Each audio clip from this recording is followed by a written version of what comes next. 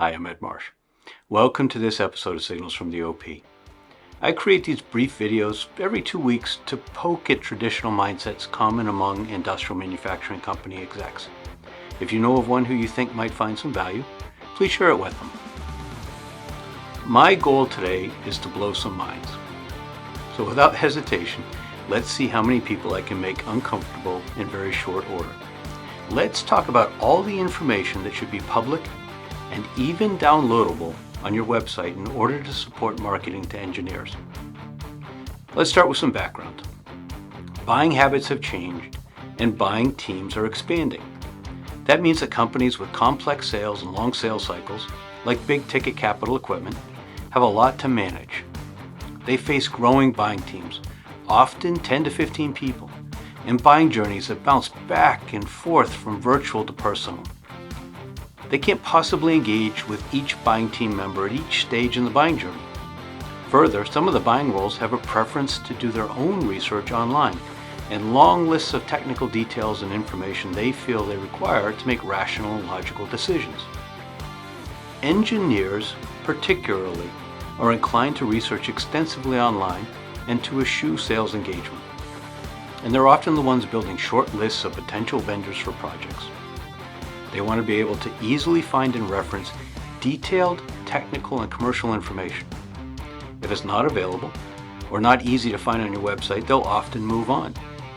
If it's there to some degree but requires sales engagement, they may skip it, opting instead for competitors whose equipment may not be as good, but who provide a more comfortable buying experience. Therefore, it's critically important to provide a variety of detailed information on your website. Now, you're probably saying, yeah, that makes sense. No big deal. Why are we talking about this? Well, here's the rub. When we get down to the details of what you should make available, you'll probably recoil. For instance, pricing, downloadable drawings like 3D drawing files, PIM files, etc., and implementation and integration information. In my experience, manufacturers are strongly opposed to sharing this information with anyone that isn't a qualified prospect, or even in some cases, anyone that hasn't executed an NDA. So the idea of publishing this on their website is heresy. You may share this reaction, and you probably have several reasons for doing so. First, you may be concerned that competitors will access the information. Second, you may worry that solutions are so routinely and significantly customized that you can't offer standard information. And third, you may feel that it will be used to select you out of deals where your sales team could have created an application even if the buyers are looking for something different. Now, those are all legitimate concerns, and we'll look at each.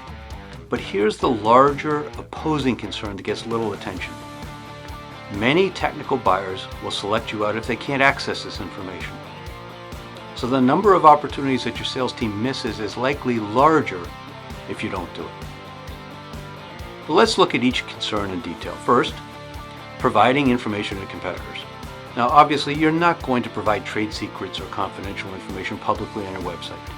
But pricing isn't confidential. Your entire price list may be, but you send proposals to prospects and customers alike, and some procurement people will share those documents or even lie about your pricing in negotiation. Your competitors generally know your pricing already, just as you know about your competitors' pricing. Similarly, downloadable 3D drawings can represent the outside dimensions, access panels, operator access, etc., details that competitors can easily survey during a plant tour or at a trade show. So you can offer drawings without the guts and component information that they can't easily access. And of course, pricing can be general, with ranges provided for common installations. Second, you may worry about providing generic information that doesn't account for the required customization inherent in each application. I've got several responses to this. First, even with customization, your sales probably follow a Pareto distribution, with the majority falling within a fairly consistent range of capabilities and pricing. And that gives you an easy place to start. Second, by all means, of course, include language that indicates that each application is different and that seemingly small differences in capabilities can have a large impact on specs, design, and pricing. Third, At the stage when prospects are looking at pricing on your website, they don't need or expect precise answers. They're looking for approximations. By the way, here's a pro tip. Your pricing page should be a huge lead conversion source. By listing pricing and making it easy for prospects to find, you help them scratch their research itch. And a well-designed chatbot on that page can offer some additional self-serve pricing customization, and you can reasonably guide visitors to an RFQ or even an initial budgetary quote process that will likely create more leads by offering a helpful path that provides more information. The third common concern is that you'll turn prospects off with the information. Now, if you're simply trying to inflate lead numbers, this is possibly legitimate.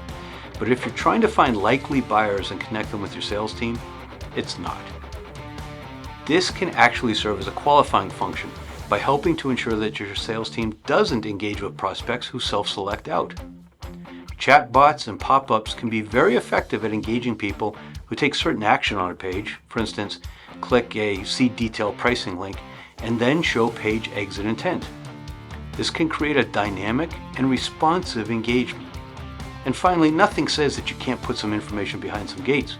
For instance, you could have a public pricing page and then offer a See Detailed Pricing link, which requires a business email address to open a window with more detail. That email address can be used for follow-up with prospects that look promising based on sales rep research or data enrichment based on the email domain, by sending some automated emails that can offer quotes and some more details and some application insights. Interestingly, you can also use this experience and information to differentiate your company. Why not create a prospect portal where registered users can access more detailed information than the public? You can create conditional registration, you approve who has access, and provide them customized research experiences in which you'll help them to do the work that they feel strongly they must do. The bottom line is that buyers who are gateway members of buying teams, like engineers who will qualify solutions out or in, expect to have access to info without agreeing to sales meetings. If you fail to provide the info they expect, you'll reduce the effectiveness of your marketing to engineers. When you do provide it, you raise common and understandable concerns, but as we work through those concerns, we often find that they may be less applicable in today's markets. And/or we can even use technology to solve for the underlying issues. A great B2B industrial website includes lots of easily navigable commercial and technical information for technical buyers. You've got to provide the info they request and expect. And you can take it a step further and differentiate your company from competitors by making it an even richer experience. I'm Ed Marsh.